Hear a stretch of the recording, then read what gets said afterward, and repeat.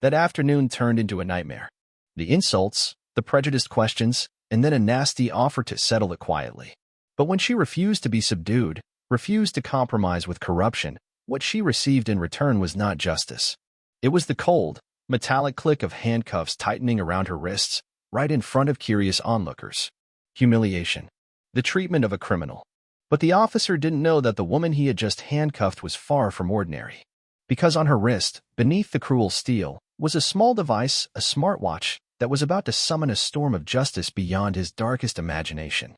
The late afternoon sun, weak and amber, struggled to penetrate the glass and steel skyline of downtown Phoenix. Shadows lengthened across Washington Avenue, where rush-hour chaos played its daily chorus. Slow-moving traffic growled, engines coughed, and crowds surged onto sidewalks or toward the glowing windows of restaurants and bars. Sitting behind the wheel of her black Lexus LS, Dana Whitaker checked her mirrors, then her smartwatch. 5:35 p.m. The meeting at Phoenix Metropolitan Police Headquarters was scheduled for 6 o'clock. She couldn't be late, not today. The agenda focused on police reform, a cause she had poured herself into, transparency, accountability, anti-bias training, and community programs. Dana, in her early 50s, looked composed and commanding.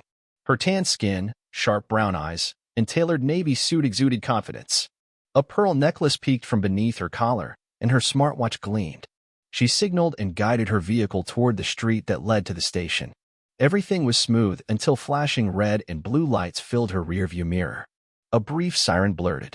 A Phoenix PD patrol car was following her. Dana frowned.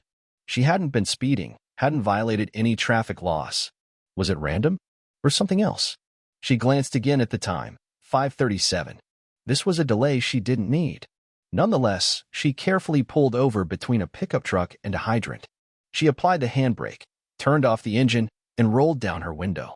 Just as she always advised constituents, she placed both hands visibly on the steering wheel. The officer stepped out. He was white, about 40, slightly overweight, with a tight uniform and aviator sunglasses. His nameplate read, Officer Carl Dunn. He walked with an exaggerated swagger, approaching her window slowly, exuding self-importance. Without a greeting, he knocked on her window with two gloved knuckles, a dismissive, patronizing gesture.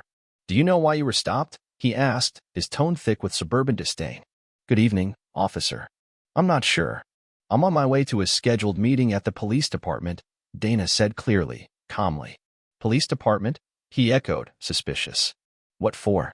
His eyes scanned her face, her pearls, her luxury car. The sight of a black woman dressed like a corporate CEO seemed to disturb him. "License and registration," he barked, no longer pretending politeness. Suppressing a sigh, Dana retrieved her wallet and vehicle documents, handing them over.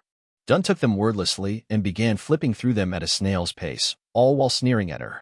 Then came the questions, none related to her paperwork. "How does someone like you afford a car like this?" "Lottery win." "I work hard," she replied firmly. "Yeah? That suit must have been a gift then, huh?" "Pretty generous friend," he said, grinning.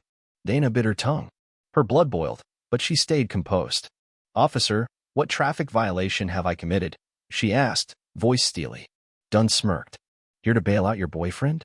Or maybe you're in trouble yourself." "I already explained. I'm heading to an official meeting. May I know the reason for this stop?"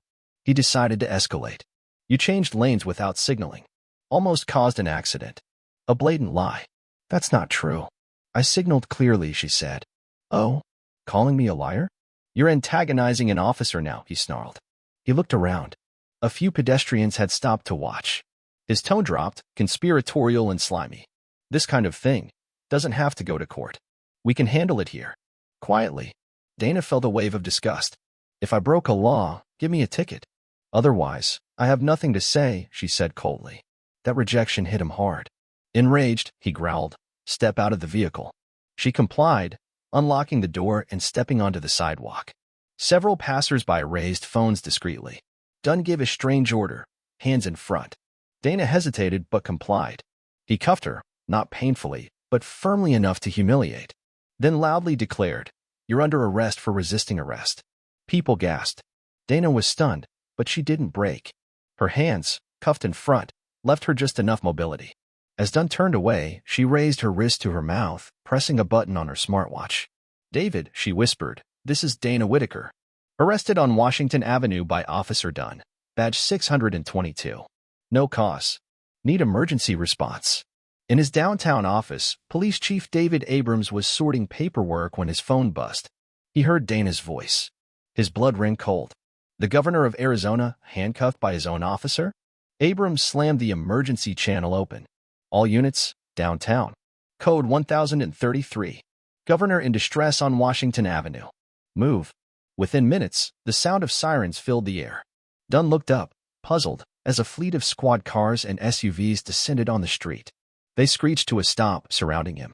Chief Abrams emerged from a black SUV, eyes blazing. When he saw Dana in cuffs, he paled.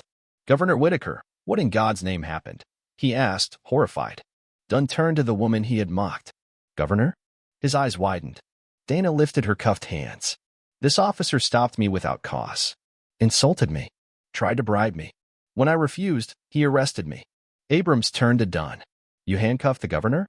Are you out of your damn mind?" Dunn collapsed to his knees, pleading. "I didn't know. I swear.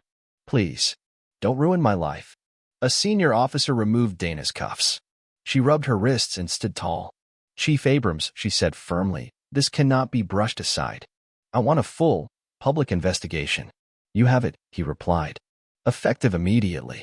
Dunn was arrested on the spot, disarmed, and driven away. News of the incident spread like wildfire. Videos went viral. By the next day, Officer Carl Dunn was fired. Charged with abuse of power, attempted extortion, false arrest, and civil rights violations, he faced trial.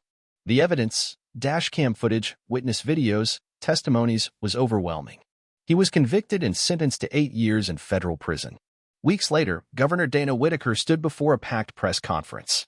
"What happened to me," she began, "is a painful reminder that racism and corruption still infect parts of our law enforcement. If this can happen to the governor, imagine what happens daily to those without privilege." She unveiled a sweeping police reform package, mandatory body cams, civilian review boards, transparency initiatives, and anti-bias training. "Justice," she said, "has been served for me. But this isn't about me. It's about all of us." And with that, Dana Whitaker turned a moment of injustice into a movement for lasting change. Justice had thundered down Washington Avenue.